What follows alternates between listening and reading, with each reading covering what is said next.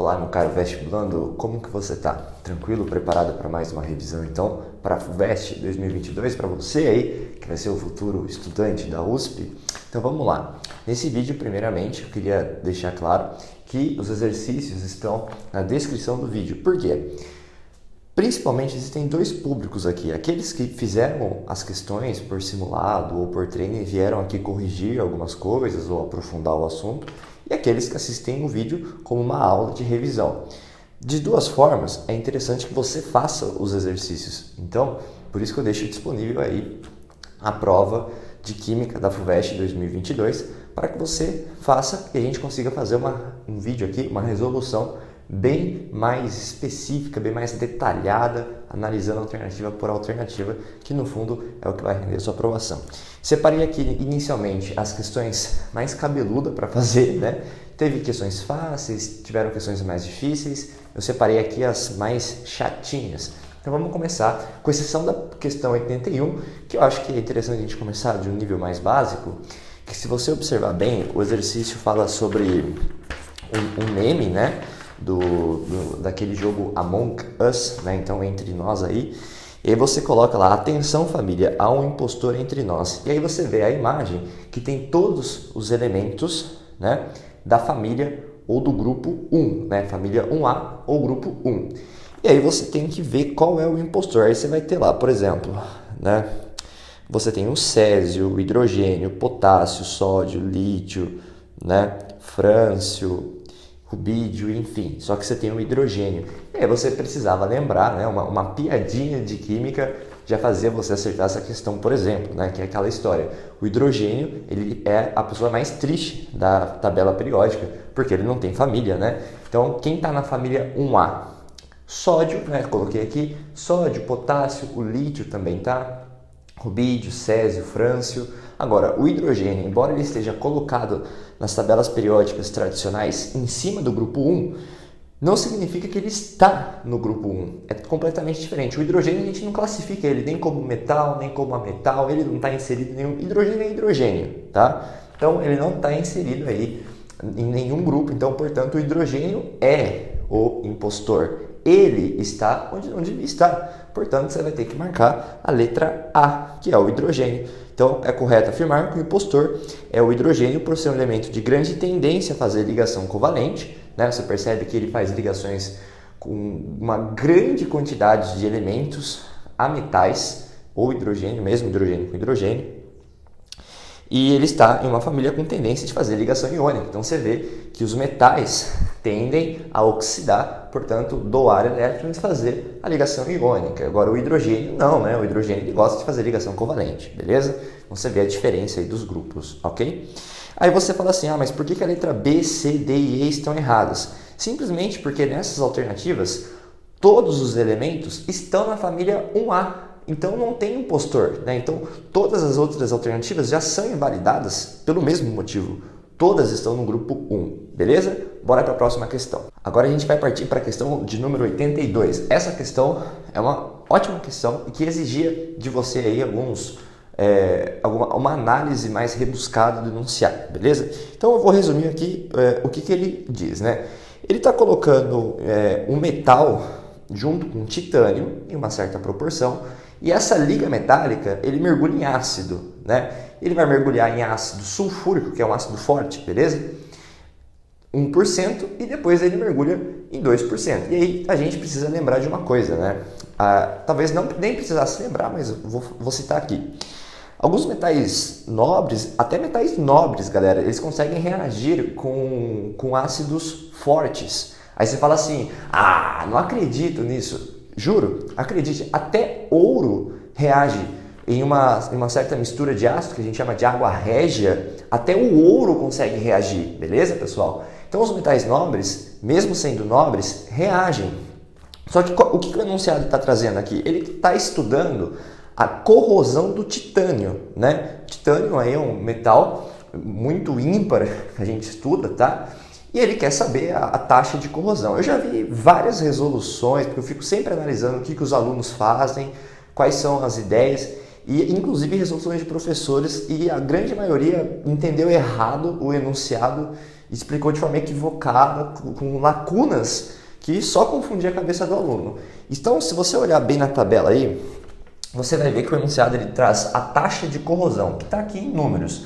Taxa de corrosão em ácido sulfúrico 1%, taxa de corrosão de ácido sulfúrico a 10%. Só que, gente, FUVEST tem características próprias e você tem que saber. Por exemplo, quando a FUVEST diz quantidade de matéria, leia-se mol, pessoal. Leia-se mol. A FUVEST sempre traz esse termo. Quem estuda a prova sabe disso.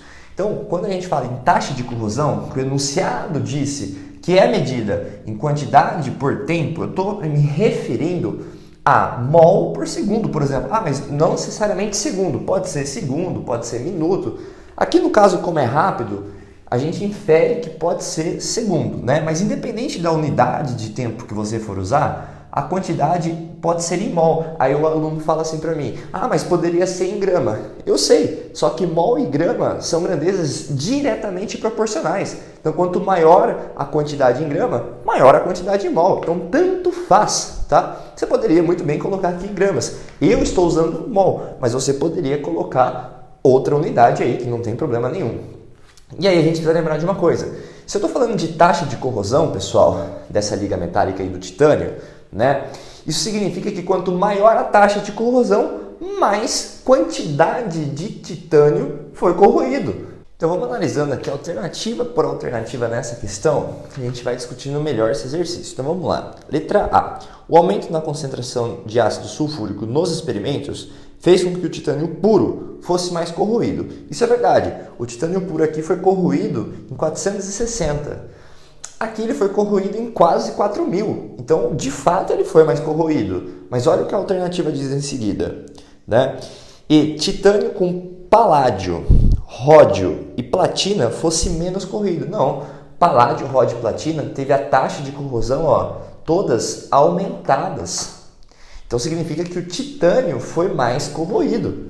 Então, não foi menos. Então, você invalida a letra A. Letra B. Para rênio, cobre e ouro, espera-se que a reação com ácido sulfúrico mais concentrado demore muito para acontecer e por isso não foi possível medir. Gente, pelo contrário, né? Você consegue observar bem que em todos os casos aqui, a liga de titânio com esses elementos, né, fez com que em ácido sulfúrico mais concentrado, o titânio fosse sempre mais corroído. Aumentou, aumentou, aumentou, aumentou, aumentou, aumentou. Você acha que aqui vai diminuir? Lógico que não, gente. Você está aumentando a taxa, você está aumentando a concentração de ácido sulfúrico, você vai aumentar a quantidade de íons H+, você vai aumentar a taxa de corrosão, vai acontecer tudo isso. Então não demorou muito, foi inclusive mais rápido corroer o titânio aqui do que no experimento anterior. Então, portanto, não demorou muito, foi inclusive mais rápido. Então você invalida a letra B. Letra C. A escala de potencial anticorrosivo. Segundo o experimento, é dada por, daí ele coloca os elementos. Gente, potencial anticorrosivo é potencial de antioxidação. Se ele não quer oxidar, então antioxidação, o elemento gosta de reduzir. Portanto, eu estou procurando potencial de redução. Só que qual que é o problema nessa alternativa? Ela é uma alternativa perigosa, porque se não foi possível medir a taxa de corrosão, eu não consigo estabelecer no experimento como um todo uma regra, uma fila aí de potencial de redução, porque eu não consegui medir, certo? Então, é impossível você mensurar isso, até porque mesmo que eu utilizasse só essa linha, o exercício coloca, por exemplo, aqui a platina como um potencial maior que o paládio, né? Coloca a platina com um potencial maior que o paládio, só que é todos menores do que 2, só que menor que 2 pode ser 1.9, 1.8, 1.7, 1.6, eu não sei quanto que é, então não dá para fazer essa afirmação não. Vamos analisar a letra E, depois eu volto na alternativa D. O titânio puro é muito resistente ao ácido e a adição de outros metais não faz diferença para a taxa de corrosão. Gente, essa aqui você já elimina de cara, né? Porque você vê que diferentes metais na liga têm diferentes taxas de corrosão aí do titânio. Então, letra E você consegue invalidar, porque a diferença de elementos aqui, sim, promove uma diferença na corrosão do titânio. Olha a alternativa D. Paládio, ródio e platina apresentam os melhores resultados como anticorrosivo, enquanto cobre e ouro os piores. Verdade. Olha só, ródio, paládio e platina teve os menores números aqui, né, gente? Então significa que o titânio foi o que menos sofreu corrosão com esses elementos. Então esses caras aqui foram o que protegeram mais o titânio. Agora, olha rênio, cobre e ouro. O titânio, nossa, quase foi morto, né? Porque foram os maiores valores. Então, a alternativa correta é a alternativa D, pessoal. Beleza? Um exercício aí com uma análise fundamentalmente difícil. Beleza? Bora para a próxima. Então, a gente vai fazer a questão 83 de Química Orgânica. Vamos lá. Se você pegar a questão 83, ele te dá aí uma série de substâncias, né? Uma série de compostos, e ele vai pedir o que sai, né, dessa etapa para essa, né? Qual é a substância que sai aqui e qual é a substância que sai aqui. Gente, isso aqui é brincar de joguinho de 7 erros, tá? Você vai ter que ver o que tem de um lado e o que falta do outro. Aí você descobre o que saiu. O que eu percebo olhando aqui? O OH manteve, olha aqui, ó, esse OH não tem mais aqui. Então eu já sei que saiu um OH, beleza? Já saiu um OH, deixa anotado aí. A gente precisa analisar o que está faltando ali, né, na estrutura. Você percebe que esse hidrogênio aqui não tem mais. Então está faltando esse hidrogênio. Ou seja, saiu um hidrogênio. Só que, gente, quando isso sai da forma de OH-, H+, isso aqui vai sair uma molécula de água. Então aqui eu já sei que saiu uma molécula de água. Olha a estrutura aqui agora. Vamos lá. O OH manteve, beleza. Esse OH saiu. Então já venho aqui e vou anotar que saiu um OH-, beleza? Porque o oxigênio é muito eletronegativo, leva o elétron com ele. Esse carbono aqui está fazendo 1, 2, 3. Tem um hidrogênio aqui para completar a valência. Esse carbono aqui está fazendo 1, 2, 3, 4. Então, esse hidrogênio aqui não tem mais aqui. Então, saiu o hidrogênio. Logo, saiu mais uma molécula de H2O. Ou seja, saiu 2 moléculas de H2O. A hora que você marca a alternativa, você vai chegar exatamente na letra C. E as outras alternativas estão erradas simplesmente porque não aconteceu a saída nem de CH2, nem de OH- somente, né? Saiu o OH-, mas o OH- saiu com H+, e deu a água. Então é diferente. Beleza? Então é isso, pessoal. Letra C. Bora para a próxima questão, que é a questão de número 87. Ele te dá um texto descrevendo um sistema químico que você tem uma substância vermelha, que essa substância vermelha, quando reage com os íons ou ânion, cloreto, vai formar uma substância azul e água. Deixa eu só apagar isso aqui que daqui a pouco eu vou explicar para você por que eu fiz isso. Olha só. Então tem uma substância vermelha, reage com cloreto, dá substância azul em água. A gente está diante aqui de uma questão que traz para a gente uma análise do que acontece se eu adicionar certos sais no sistema. Então, por exemplo, assim, né, o que acontece se eu jogar cloreto de sódio? Se eu jogar sal de cozinha ali, o que vai acontecer? Você tem uma reação e você está estudando, né? É brincadeira de criança. Você fica jogando um monte de coisa lá e vê o que acontece. É isso, fundamentalmente, beleza? Então, olha só que legal. Substância vermelha, né, vai reagir com cloreto, substância azul e água. Aí, por exemplo, o exercício fala assim, né? No ensaio que ele pergunta aí 5, 6 e 7, ele quer saber qual é a cor final. Então, por exemplo, se eu tenho uma substância vermelha e jogo, por exemplo, sulfato de sódio, o sulfato não está na reação, o sódio não está na reação. Então, se inicialmente a substância é vermelha, como não aconteceu nada, ela vai continuar vermelha.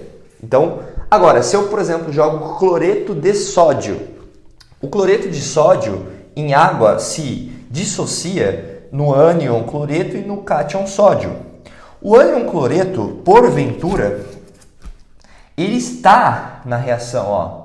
Então, se eu aumento a concentração dele, eu desloco o equilíbrio para lá, porque quanto mais cloreto eu tenho, mais reação com a substância vermelha vai ter. Se está reagindo mais, está formando mais. Então a gente está aqui diante de uma questão que envolve equilíbrio químico, né?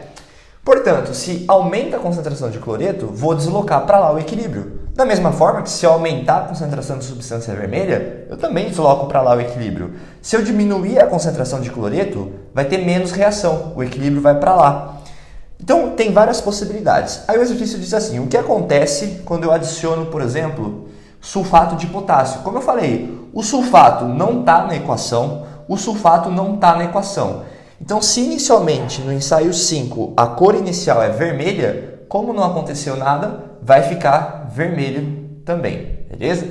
Agora, olha aqui, eu vou para o cloreto de sódio, que eu já expliquei. Se eu aumento a concentração de cloreto, vai ter mais cloreto, vai reagir mais, desloca o equilíbrio para lá, vai ficar com uma substância azul. Então, aqui, a cor final é azul. O exercício diz que a cor inicial é vermelha, a cor final vai ser azul. Agora, tem que tomar cuidado com esse caso aqui. Perceba que o cloreto de prata em água até gera o ânion cloreto. Só que olha o equilíbrio aqui. Gente, o cloreto de prata, grava isso, tá? Cloreto de prata, chumbo e mercúrio são cloretos que são insolúveis. São cloretos insolúveis. Então, você fala assim, mas você está solubilizando aqui. Só que é muito pouco, gente. É muito pouco. Tipo, é quase inexistente, a ponto de você desconsiderar. Então, mesmo que gere muito pouco cloreto, praticamente essa dissociação não vai acontecer. Então, por mais que eu adicione cloreto de prata, eu não vou aumentar a concentração dele. Não vou aumentar. Então, se eu não vou aumentar, não vou alterar a reação. Se eu não vou alterar a reação e a cor inicial é vermelha, então vai ficar vermelho. Então, ou seja, nessa situação fica vermelho, vermelho e azul. Isso dá para mim a alternativa D. De deu certo, gente. Uma questão que envolve equilíbrio químico, beleza? E aí as outras alternativas não tem nem como discutir, porque são autoexplicativas, né? Você adicionar isso daqui não vai deixar azul, porque você não vai deslocar o equilíbrio. Então você já elimina a letra A e B. E aí você elimina a letra C e D, porque ele diz que a adição de cloreto de prata vai deixar azul, sendo que na verdade eu não vou aumentar essa concentração a ponto de deslocar. Então vai ficar vermelha mesmo. E aí você fica com a alternativa D. Beleza, pessoal? Vamos para a questão agora 89. Uma questão que diz assim, né? Essa questão 89, se você leu, você pode perceber que as alternativas são bem diretas e dá para sair eliminando. Olha a alternativa A. A polaridade da molécula de água na água doce é maior do que na água salgada. Gente, errado, né? A molécula de água é uma só. Vou até desenhar aqui. Não esquenta, não. A molécula de água é uma só, gente. Água doce ou água salgada é em relação à mistura, né? Do que tem junto com a molécula de água. Mas a molécula de água não muda, então a polaridade não vai mudar. Então, letra A, errada. Vamos para a letra C, depois eu volto na B. A água doce é mais polar do que a água salgada por ser mais concentrada em moléculas polares como a do açúcar. Primeiro, que a água doce é menos polar, porque em água salgada você tem muitos sais. E sais, como você viu aqui na questão anterior, tem carga, tem polo elétrico, né? Então, você consegue eliminar essa alternativa B, porque você tem uma maior concentração de sal na água salgada, e por isso ela conduz mais eletricidade, ela é mais polar, beleza? Letra D. A reatividade de matéria orgânica em água salgada é maior do que em água doce. Gente, é impossível você afirmar isso. Não tem uma condição clara do enunciado falando que você colocar a água, a reatividade de matéria orgânica é maior em um do que o outro. Tá? Não dá para fazer essa afirmação fazendo com que exista uma maior quantidade de material dissolvido para interagir com bola de ar. Não dá para fazer essa afirmação. Letra E. A concentração de sais na água marinha é maior. Verdade. O que torna as partes apolares das moléculas orgânicas mais propensas a interagir com os sais. Não, gente, aí entra aquela frase, né, que você provavelmente já ouviu na sua vida. Semelhante dissolve ou interage com semelhante. Então, um composto, uma substância apolar, vai interagir com uma substância polar. Beleza? Então, quando ele diz assim que parte apolar vai interagir com os sais, que é polar, isso não está de acordo com o que a gente estuda, né? Portanto, você invalida a letra E. E aí resta a letra B de bola, que diz assim: a menor concentração de sal na água doce, verdade, torna as regiões apolares das moléculas orgânicas mais solúveis, prejudicando a interação com as bolhas de ar. Verdade, gente, porque se eu tenho menos sal, então eu tenho um meio que é mais apolar. E as partes apolares das moléculas orgânicas vão interagir melhor, porque semelhante interage com semelhante. Água mais apolar vai interagir com compostos apolares. E aí da letra B de bola. Vamos para a questão 90, uma questão que com um desenho se respondia. Que ele fala sobre destilação, né? Então ele fala que a destilação é um processo para separar compostos em uma mistura com base em propriedades físicas, né, e tal. E aí esse termo ele passou a figurar em estudos de poluição ambiental, em que o termo destilação global ele está sendo utilizado para explicar a presença de compostos voláteis, como compostos aí organoclorados, em águas e gelos de regiões polares, ainda que esses compostos nunca tenham sido produzidos. Então, qual é a explicação disso, gente? Eu vou citar, por exemplo, uma situação. Você tem uma indústria em um país que tem uma alta incidência solar. Esses compostos se dirigem, né, se dirigem aos oceanos por descarte industrial, enfim, por N razões. E aí esses compostos sofrem um aquecimento. E aí esse aquecimento faz com que, por exemplo, o composto organoclorado evapore. E aí as correntes de ar vão levar esse composto. Então veja bem, leva o composto, por exemplo, até os polos. Só que no polo a região é fria, então ele volta a condensar. E aí ele fica ali naquela região. Então olha só o que a questão pergunta. Com base no princípio da destilação, como pode ser explicada a presença desses pesticidas na Antártica e no Ártico? Então olha a letra B. Eles evaporam nas regiões mais quentes e são levados pelas correntes atmosféricas para regiões mais frias, como os polos, onde se condensam e voltam para a superfície. É exatamente isso. Vamos eliminar as outras alternativas. Eles são destilados nas águas aquecidas dos oceanos e levados pelas correntes marinhas para as regiões. Gente, se eles são aquecidos, eles provavelmente vão evaporar, mas e levados pelas correntes marinhas para regiões polares, onde se precipitam devido às águas frias nessas regiões. Essa questão aqui, ela tem uma certa falta de detalhamento do que o exercício quer dizer. São destilados na água aquecida, né? Você diz assim, poxa, mas se eles são destilados, eles evaporam, né? E aí se eles evaporam, como é que ele vai ser levado por corrente marinha, sabe? Então, elimina a letra A, porque não tem como um vapor que está na atmosfera ser levado por uma corrente marinha. Então, não tem como. Letra C. Após destilado, eles se tornam resistentes à degradação. Não, você não altera a estrutura, né, do composto quando você... Por exemplo, você que adora beber uma caipirinha, aquela vodka chique, que é uma substância destilada. Você acha que por acaso o álcool que está lá é diferente do álcool que você encontra em combustível? Não, o álcool é o mesmo, o que muda é a concentração, né? O álcool ele não é mais forte ou menos forte, não tem nada a ver. Letra D. Os pesticidas organoclorados destilados por conta da eletronegatividade do átomo de cloro têm afinidade com o gelo, o que faz com que eles se acumulem. Gente, nossa, essa alternativa é maluca, porque o que ele está me falando é o seguinte: você tem um composto organoclorado, por exemplo, no Equador, e por causa de uma força de atração elétrica, esse composto voa, né, em direção ao polo por causa do gelo. Isso não faz sentido nenhum, por mais bonita que pareça a alternativa. E, por serem hidrofílicos, eles são condensados com a água nas regiões quentes do planeta e se precipitam nos polos juntamente com o gelo. Que é hidrofílico porque são polares, mas que são condensados juntamente com a água nas regiões quentes do planeta. Gente, você não vai ter condensação em região quente, né? Até porque a condensação você precisa esfriar para o negócio de fato condensar, né? Então ele condensa nos polos, né? Tanto que aqui funciona como se fossem as regiões quentes, que aquece os organoclorados, condensa no polo e fica aqui, por exemplo, na Antártida, sabe? Então, essa é a questão 90.